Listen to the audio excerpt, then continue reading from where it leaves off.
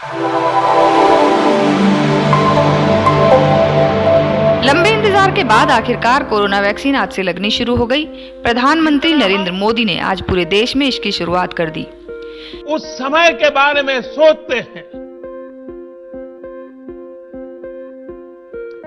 मन सिहर जाता। इसी के चलते फरीदाबाद में कैबिनेट मंत्री मूलचंद शर्मा ने बल्लभगढ़ सेक्टर 3 स्थित स्वास्थ्य केंद्र में पहुंचकर पहले प्रधानमंत्री का संबोधन सुना और फिर फीता काटकर वैक्सीनेशन की शुरुआत की। इस मौके पर उनके साथ सीएमओ समेत तमाम मेडिकल ऑफिसर और अधिकारी मौजूद रहे।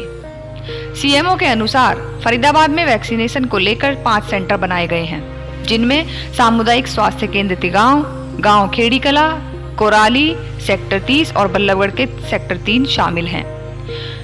प्रत्येक सेंटर पर हर रोज 100 लोगों को वैक्सीन लगाई जाएगी। फरीदाबाद में अब तक 26,800 वैक्सीन पहुंच चुकी हैं और प्रथम चरण में हॉस्पिटल के स्वीपर और स्वास्थ्य कर्मियों को यह वैक्सीन लगाई जा रही है, जिसके लिए सभी सेंटरों पर पुख्ता प्रबंध किए गए हैं।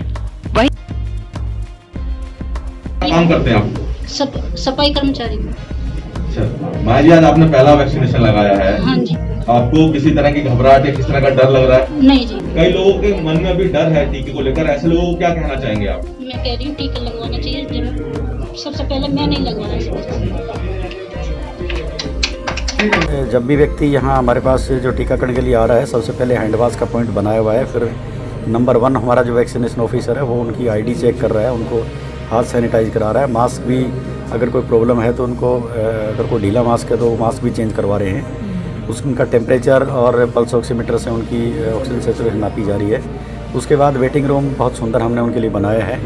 फिर एक एक करके वो टीकाकरण करवाने के लिए अंदर जाएंगे, जिसमें एक टीकाकरण करने वाला ऑफिसर और उनकी आईडी कंप्यूटर से सॉफ्टवेयर में चेक करेंगे।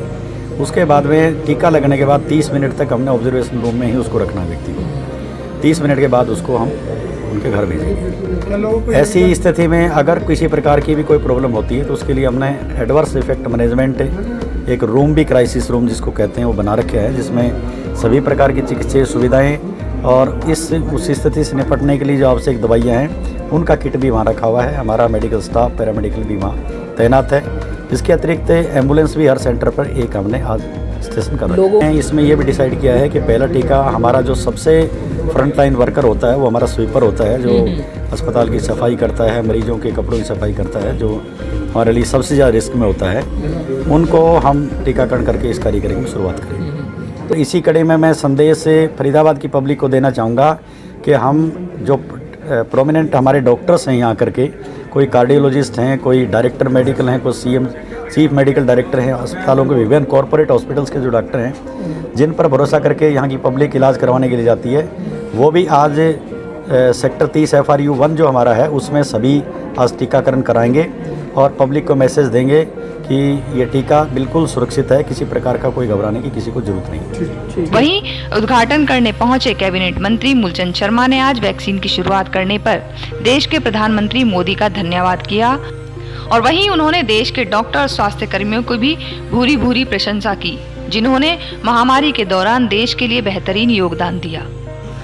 देश के आदरणीय प्रधानमंत्री नरेंद्र मोदी जी ने आज वैक्सीन की स्टार्ट करी है और 2019 के हालात से जो पूरे देश और दुनिया के जो हालात ख़राब हुए, और मैं डॉक्टरों को बहुत बधाई देना चाहता हूँ कि हिंदुस्तान के डॉक्टरों ने जो मेडिसिन पहली बार और विश्व में पहले पटल पर जो शुरुआत हुई है कि कभी कल्पना नहीं थी, हिंदुस्तान की वैक्सीन सबसे पहले स्टार्ट होगी। और सब डॉक्टरों को जितने हेल्थ में जो लोग लगे हुए थे, सारे पैरामेडिकल और 135 करोड़ का भारत, जिसको दवाई लगाना और जिसकी देखभाल करना ये बहुत बड़ी बात है।